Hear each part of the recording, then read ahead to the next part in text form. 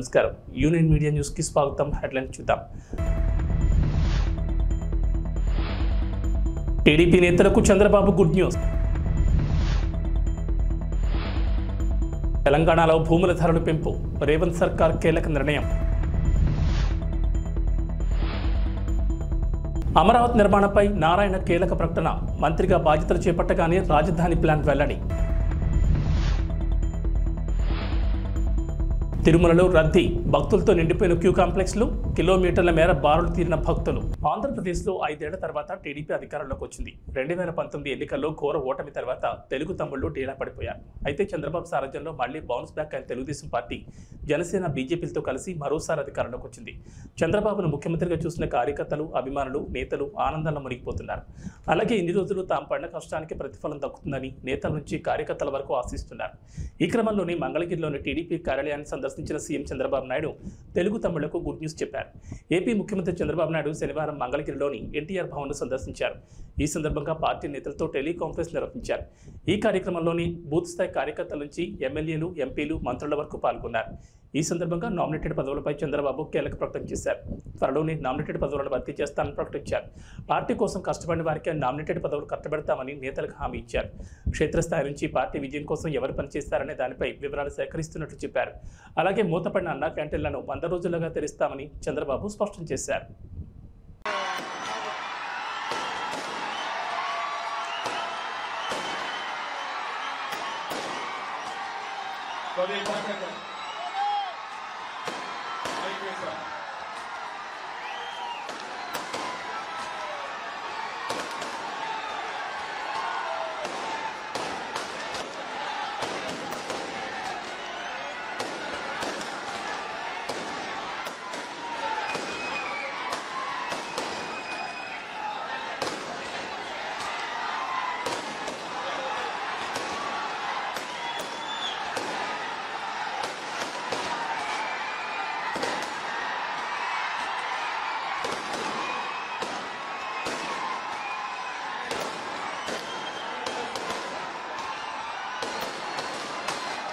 నైరుతి రుతుపవనాల ప్రభావంతో తెలంగాణలో వర్షాలు కురుస్తున్నాయి. ఇక హైదరాబాద్, సికింద్రాబాద్లలో వర్షం కురిస్తే ప్రధాన రహదారులపై భారీగా వరదలు చేరుతోంది.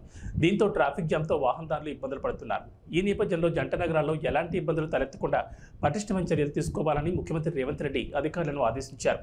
ఉప ముఖ్యమంత్రి బట్టి, మంత్రులు ఉత్తమ్, పొంగులెట్టి, పొన్నం, శ్రీధర్ బాబులతో కలిసి శనివారం సాయంత్రం కమాండ్ కంట్రోల్ సెంటర్ను సందర్శించిన సీఎం అధికారులకు పలు సూచనలు చేశారు.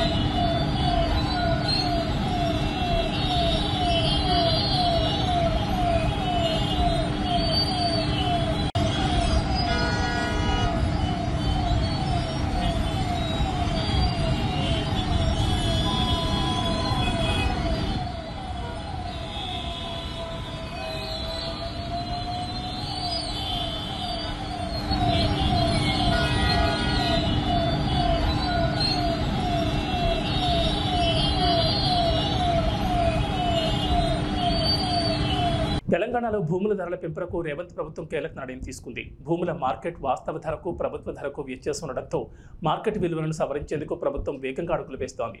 ఈ మేరకు రాష్ట్రంలో ఆగస్టు 1వ తేదీ నుంచి వ్యవసాయేతర భూములు, స్థిరాస్తుల కొత్త రిజిస్ట్రేషన్ల ఛార్జీలు అమల్లోకి రానున్నాయి. రాష్ట్రంలో భూముల మార్కెట్ విలువలను సవరించేందుకు రేవంత్ ప్రభుత్వం ఇటీవల నిర్ణయించిన విషయం తెలిసిందే. సీఎం రేవంత్ అధికారులతో సమీక్ష నిర్వహించి కీలక ఆదేశాలు జారీ చేశారు. అందులో భాగంగా క్షేత్రస్థాయిలో విలువను అంచనా వేసేందుకు స్టాంపులు రిజిస్ట్రేషన్ల శాఖ కార్యాచరణ ప్రారంభించింది. పాత మార్కెట్ విలువను సవరించి కొత్త విలువను అమల్లోకి తెచ్చేందుకు ఉన్న పరిస్థితులపై అధికారులు అధ్యయనం చేయనున్నారు. ఈ నెల 18న అదనపు కలెక్టర్లు, ఆర్డీఓలతో ఈ శాఖ అధికారులు ప్రైమరీ మీటింగ్ నిర్వహించి కార్యక్రమాన్ని షురూ చేయనున్నారు. దశల వారీగా పరిశీలన పూర్తి చేసి జూలై 1న కొత్త రిజిస్ట్రేషన్ ఛార్జీలను ఫైనల్ చేయనున్నారు. ఆ తర్వాత పలు దశల్లో పరిశీలన పూర్తి చేసి తుది మార్కెట్ విలువలను ఖరారు చేయనున్నట్లు ప్రభుత్వ వర్గాలు వెల్లడించాయి. ఈ నెల 19 నుంచి ఏపీ అసెంబ్లీ సమావేశాలు జరగబోతున్నాయి. ఆంధ్రప్రదేశ్లో కొత్త ప్రభుత్వానికి సంబంధించి పనులు శరవేగంగా జరిగిపోతున్నాయి. ఈ నెల 12వ తేదీన ఆంధ్ర రాష్ట్ర ముఖ్యమంత్రిగా నారా చంద్రబాబు నాయుడు ప్రమాణ స్వీకారం చేసిన విషయం తెలిసిందే. నారా చంద్రబాబు నాయుడు అనే నేను శాసనం ద్వారా నిర్మితమైన భారత రాజ్యాంగం పట్ల నిజమైన విశ్వాసం, విధేయత చూపుతానని, భారతదేశ సార్వభౌమాధికారాన్ని, సమగ్రతను కాపాడుతానని ఆంధ్రప్రదేశ్ రాష్ట్ర ముఖ్యమంత్రిగా నా కర్తవ్యాలను శ్రద్ధతో, అంతఃకరణ శుద్ధితో నిర్వహిస్తానని, భయం గాని, పక్షపాతం గాని, రాగద్వేషాలు గాని లేకుండా రాజ్యాంగాన్ని, శాసనాలను అనుసరించి ప్రజలందరికీ న్యాయం చేకూరుస్తానని దైవ సాక్షిగా ప్రమాణం చేస్తున్నాను. ఏపీలో తెలుగుదేశం పార్టీ నాయకత్వంలోని కూటమి అధికారంలోకి రావడంతో రాజధాని అమరావతికి మళ్లీ మంచి రోజులు వస్తున్నాయి. 5 ఏళ్ల పాటు అభివృద్ధికి దూరంగా ఉండిపోయిన అమరావతి పనుల్లో కదలిక కనిపిస్తోంది. 3 రాజధానుల పేరిట గత సర్కార్ రాజధాని నిర్మాణ విషయంలో తాత్సారం చేయగా చంద్రబాబు సీఎంగా పగ్గాలు చేపట్టిన వెంటనే రాజధాని అమరావతి మాత్రమేనంటూ స్పష్టమైన ప్రకటన చేశారు. 2014లో చంద్రబాబు నాయుడు ప్రభుత్వంలో మున్సిపల్ శాఖ బాధ్యతలు చేపట్టిన మంత్రి నారాయణకే మరోసారి ఆ శాఖ బాధ్యతలు అప్పగించారు. అప్పట్లో రాజధాని అమరావతికి సంబంధించిన వ్యవహారాలను పర్యవేక్షించిన నారాయణ మరోసారి ఆ బాధ్యతలను భుజానికి ఎత్తుకున్నారు. నారాయణ పట్టణాభివృద్ధి శాఖ మంత్రిగా ఆదివారం బాధ్యతలు చేపట్టారు. ఈ సందర్భంగా రాజధాని ప్రాంత రైతులు, జేఏసీ నేతలు ఆయన్ను అభినందించారు. నోటిఫికేషన్ ఇస్తే 2015 ఫిబ్రవరి 28వ తేదీ అర్ధరాత్రికి 34,000 ఎకరాలని ఒక చిన్న లిటికేషన్ కూడా లేకుండా రాజధాని కట్టడానికి రైతులు ఇచ్చారు. అది మా ముఖ్యమంత్రి గారి మీద నమ్మకంతో ఇక్కడ ఒక మంచి క్యాపిటల్ డెవలప్ చేస్తాం అనే ఉద్దేశం తెచ్చారు. రాష్ట్ర రాజధానికి ఇచ్చారు. అట్లాంటి రాష్ట్ర రాజధాని యాక్చువల్గా గత ప్రభుత్వం పూర్తిగా నిర్విరామం చేసి 3 రాజధానులు అంటూ మూడు ముక్కలాట ఆడి పూర్తిగా నాశనం చేశారు. రైతులకు ఇవ్వాల్సిన కౌలు గీవులు కూడా సరిగా ఇవ్వక వాళ్ళని నానా ఇబ్బందులు పెట్టారు. ఏదేమైనప్పటికీ ప్రజలు ఈ అరాచక పాలన చూసి విసిగిపోయి ఈరోజు ఎన్డీఏ కూటమికి 164 సీట్లు ఇచ్చారు. ముఖ్యమంత్రి గారు ఒకటే చెప్పారు, మళ్ళీ ఈ శాఖ నాకు ఇచ్చి, గతంలో ఈ శాఖ నిర్వహించావు, నీకు అనుభవం ఉంది, ఆ అనుభవంతో దీన్ని ప్రపంచంలో టాప్ 5 రాజధానిలో ఒకటి చేయాలా, ఇక్కడ కట్టే రాజధాని వల్ల రాష్ట్రంలోని 13 జిల్లాల యొక్క ఆర్థిక స్థితి పెరగాలి అని ఇచ్చారు. ఖచ్చితంగా నేను యాక్చువల్గా మంత్రిగా స్వీకరించినప్పటి నుంచి నేను స్టడీ చేస్తూ ఉన్నాను. గత అనుభవం 2014 నుంచి 19 దాకా నేను చేసిన స్టడీ అంటే అప్పుడు ఆంధ్రప్రదేశ్ డిప్యూటీ సీఎం పవన్ కళ్యాణ్ మంత్రివర్గంలో తనకు కేటాయించిన శాఖలపై స్పందించారు. దీనికి సంబంధించి సుదీర్ఘమైన పత్రికా ప్రకటన విడుదల చేశారు. చంద్రబాబు మంత్రివర్గంలో పంచాయతీరాజ్, గ్రామీణాభివృద్ధి, గ్రామీణ నీటి సరఫరా, అటవీ, పర్యావరణం, సైన్స్ అండ్ టెక్నాలజీ శాఖలను పవన్ కళ్యాణ్ కేటాయించారు. ఈ నేపథ్యంలో మంత్రిగా తాను చేయబోయే పనులు, తన ప్రాధాన్యాలను పవన్ కళ్యాణ్ వివరించారు. సీఎం చంద్రబాబు తన కేటాయించిన శాఖలన్నీ తన మనసుకు, జనసేన మూల సిద్ధాంతాలకు చాలా దగ్గరగా ఉన్నాయని పవన్ కళ్యాణ్ చెప్పుకొచ్చారు. మంత్రిత్వ శాఖలపై సంతోషం వ్యక్తం చేశారు. ఆంధ్రప్రదేశ్ రాష్ట్ర ఉప ముఖ్యమంత్రిగా తాను నిర్వర్తించబోయే శాఖలు తన మనసుకు, జనసేన మూల సిద్ధాంతాలకు చాలా దగ్గరగా ఉన్నాయన్నారు. ఈ బాధ్యతలు సంతోషం కలిగిస్తున్నాయన్నారు.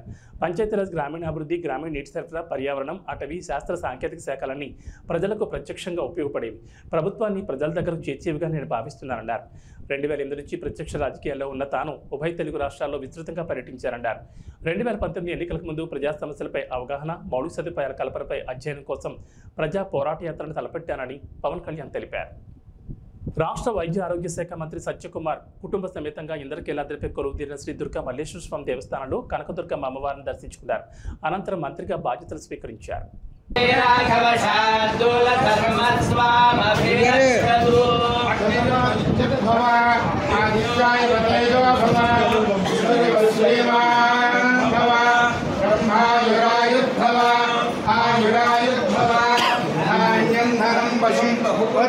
భగం సదసంవత్సర్ ప్రసాదన ద్రవ్యాపేక్షామనోరథా పరిపూర్ణా భవంతు సంకల్ప సిద్ధిరస్తు సర్వదా దిగ్విజయమస్తు మనోరథా పరిపూర్ణా భవంతు.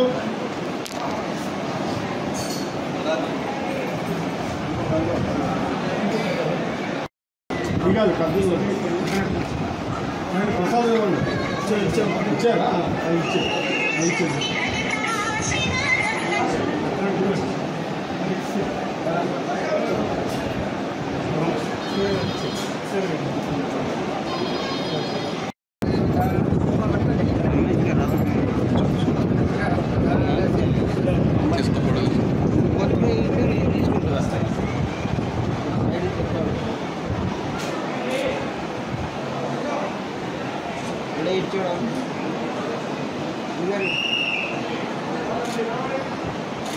మొబైల్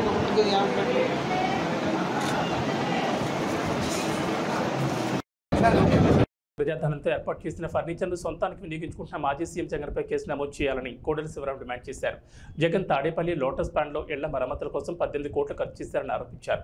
ప్రస్తుతం జగన్ తన నివాసంలో సీఎంఓ కింద తెచ్చిన ఫర్నిచర్ ఇచ్చేస్తానని కనీసం లేఖ రాయలేదన్నారు.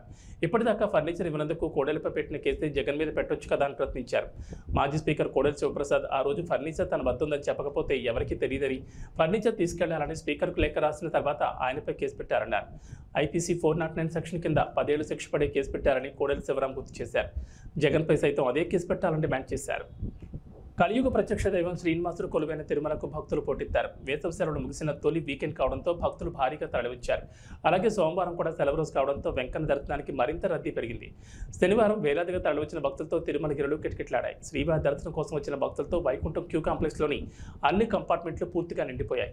నారాయణగిరి ఉద్యానవనంలో ఏర్పాటు చేసిన షెడ్లలో సైతం భక్తులు కిక్కిరిసిపోయారు. మరోవైపు భక్తుల తాకిడి కారణంగా వైకుంఠం క్యూ కాంప్లెక్స్ నిండిపోయి సుమారు 3 కిలోమీటర్ల మేర క్యూ లైన్ వ్యాపించింది. పాప వినాశనం వెళ్లే దారిలో ఉన్న కళ్యాణ వేదిక వరకు భక్తులు బారులు తీరారు. ఉండడంతో భక్తులు వెలుపల క్యూ లైన్ లో వేచి ఉన్నారు. టోకెన్లు లేని భక్తులకు శ్రీవారి దర్శనం కోసం 24 గంటల సమయం పడుతుంది. ఇక 300 రూపాయల ప్రత్యేక ప్రవేశ దర్శనానికి 8 గంటల సమయం పడుతుంది. 62,366 మంది భక్తులు నిన్న శ్రీవారిని దర్శించుకోగా 29,633 మంది భక్తులు తలనీలాలు సమర్పించారు. ఇక నిన్న శ్రీవారి హుండీకి 3 కోట్ల ఆదాయం చేకూరింది. ఈ నెల 17న శ్రీవారి ఆలయంలో శ్రీరామనవమి వేడుకలు నిర్వహించనున్నారు టీటీడీ. ఈ సందర్భంగా పలు ఆర్జిత సేవలను రద్దు చేశారు. ఏప్రిల్ 18వ తేదీన శ్రీరామ పట్టాభిషేకం నిర్వహించనుంది టీటీడీ. రామ్ డబుల్ స్మార్ట్ నుంచి ఇంతవరకు ఎలాంటి అప్డేట్ రాలేదు. ఆ మధ్య వదిలిన టీజర్ తప్ప ఇంకా ఎలాంటి అప్డేట్ రాలేదు. అసలు ఈ సినిమా షూటింగ్ జరుగుతుందా లేదా అన్న డౌట్లు కూడా అందరికీ కలిగాయి.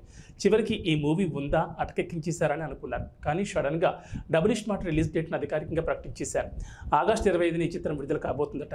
ఈ మేరకు మేకర్లు పోస్టర్ను కూడా రిలీజ్ చేశారు. ఆగస్టు 15న ఏ తెలుగు సినిమా కూడా పోటీకి దిగుతాం. ఎందుకంటే అల్లు అర్జున్ సుకుమార్ కాంబోలో పుష్పది రూల్ రానుంది. అలాంటి రామ్ డబుల్ స్మార్ట్ను రంగంలోకి దించారు. చూస్తుంటే పుష్ప 2 వాయిదా పడేలా ఉందని అందుకే ఆ డేట్ పోతే మళ్ళీ రాదని వెంటనే ఇలా పూరి జగన్నాథ్ రామ్ తమ రిలీజ్ డేట్ ను బ్లాక్ చేసుకున్నట్లుగా అనిపిస్తోంది. మేకర్స్ పోస్ట్ పోన్ చేయనున్నారు అని వార్తలొస్తున్నాయి. బేసిక్ గా పుష్ప 2 ఆగస్టు 15న రిలీజ్ అవ్వాలి. ఈ మూవీ పోస్ట్ పోన్ అయితే అదే డేట్ లో తమ సినిమాలను రిలీజ్ చేయడానికి కొన్ని సినిమాలు రెడీగా ఉన్నాయి. ఒక పక్క లక్కీ భాస్కర్, తంగలాన్ వంటి సినిమాలు ఈ డేట్ కోసం చూస్తుంటే, మరోపక్క ఆగస్టు 29న రిలీజ్ డేట్ ఫిక్స్ చేసుకున్నా సరిపోదా శనివారం కూడా ఈ డేటుపైనే ఒక కన్నేసింది. అయితే పూరి వీరందరికంటే ఒక అడుగు ముందే ఉన్నాడు అని చెప్పొచ్చు. డబుల్ స్మార్ట్ మూవీ పోస్టర్ను రిలీజ్ డేట్తో కలిపి రిలీజ్ చేస్తాడు. ఈ సినిమా ఆగస్టు 15న రిలీజ్ అవ్వనుంది అని ఆడియన్స్కి క్లారిటీ ఇచ్చాడు పూరి జగన్నాథ్. ఆగస్టు 15న సినిమాను రిలీజ్ చేసి ఆ వీకెండ్ను పూర్తిగా వాడనున్నాడు పూరి. అంతేకాకుండా సోమవారం రక్షాబంధన్ అవటంతో ఆ రోజు కూడా ప్రేక్షకులు సినిమాకి వచ్చే ఛాన్సెస్ ఉన్నాయి. ఇక పోస్టర్ విషయానికి వస్తే నుదిటిన విభూతితో రామ్ మాస్ లుక్కులో నడుచుకుంటూ వస్తుంటే బ్యాక్గ్రౌండ్లో కొండలు, కొండల మధ్యలో శివలింగాన్ని పెట్టి పవర్ఫుల్గా డిజైన్ చేశారు. సో పుష్ప 2 పోస్ట్ పోన్ అని టీం కన్ఫర్మ్ చేయకముందే double smart release date fix చేశారు పూరి. తెలంగాణ వ్యాప్తంగా నైరుతి రుతుపవనాలు విస్తరించాయి. అయినా కొన్ని జిల్లాల్లో మాత్రం ఇంకా వర్షాలు కురవడం లేదు. ఇప్పటికే విత్తనాలు విత్తిన రైతులు వాన కోసం ఆకాశం వైపు ఆశగా ఎదురుచూస్తున్నారు. మేఘాలు కమ్ముకుంటున్నాయి తప్ప వరుణులు మాత్రం కరడించడం లేదు. కొన్ని జిల్లాల్లో అయితే వర్షం కురిసి వారం దాటింది. వర్షం కోసం ఎదురుచూస్తున్న రైతులకు వాతావరణ శాఖ గుడ్ న్యూస్ చెప్పింది. తెలంగాణ నుంచి మధ్య బంగాళాఖాతం వరకు ద్రోణి విస్తరించిందని చెప్పారు. ఇది సముద్ర మట్టం నుంచి 3.1 కిలోమీటర్ల నుంచి 5.8 కిలోమీటర్ల మధ్యలో కొనసాగుతుందన్నారు. గాలులు పశ్చిమ దిశ నుంచి తెలంగాణ వైపు వీస్తున్నాయన్నారు. దీని ప్రభావంతో రాబోయే 3 రోజులు తెలంగాణలో తేలికపాటి నుంచి ఓ మోస్తరు వర్షాలు కొన్ని చోట్ల కురిసే అవకాశం ఉందని తెలిపారు. ఇవాళ రేపు రాష్ట్రంలోని కొన్ని జిల్లాల్లో ఉరుములు, మెరుపులు, ఈదురుగాలులు గంటకు 30 నుంచి 40 కిలోమీటర్ల వేగంతో వీస్తాయన్నారు. భగభగలు కురిపించగా ఆ తర్వాత వాతావరణం ఒక్కసారిగా మారిపోయింది. ఆకాశంలో క్యూములోనింబస్ మేఘాలు కమ్ముకుని ఆకాశానికి చిల్లు పడిందా అన్నట్టుగా భారీ ఎత్తున వర్షం కురిసింది. ఉరుములు, మెరుపులతో పాటు ఈదురుగాలులతో వర్షం కురిసింది. దీంతో భాగ్యనగరం మొత్తం తడిసి ముద్దయింది. రోడ్లన్నీ వర్షపు నీటితో నిండిపోయాయి. పలు చోట్లలో రహదారులపై పెద్ద ఎత్తున నీరు నిలిచిపోవడంతో భారీగా ట్రాఫిక్ జామ్ అయింది. దీంతో వాహనదారులు తీవ్ర ఇబ్బందులు పడుతున్నారు.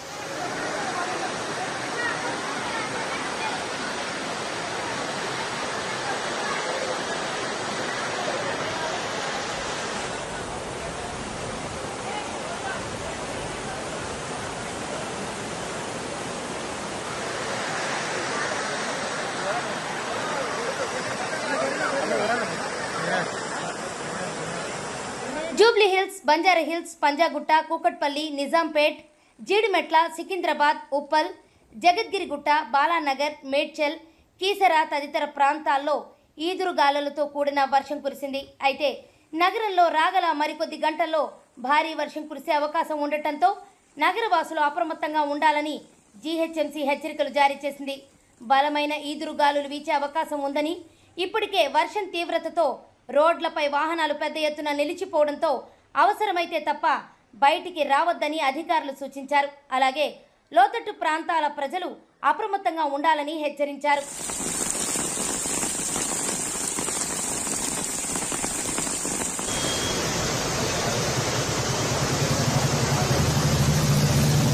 రాత్రి సమయంలోనూ భారీ వర్షం కురిసే అవకాశం ఉండటంతో ప్రజలెవరూ బయట తిరగద్దని అధికారులు హెచ్చరిస్తున్నారు.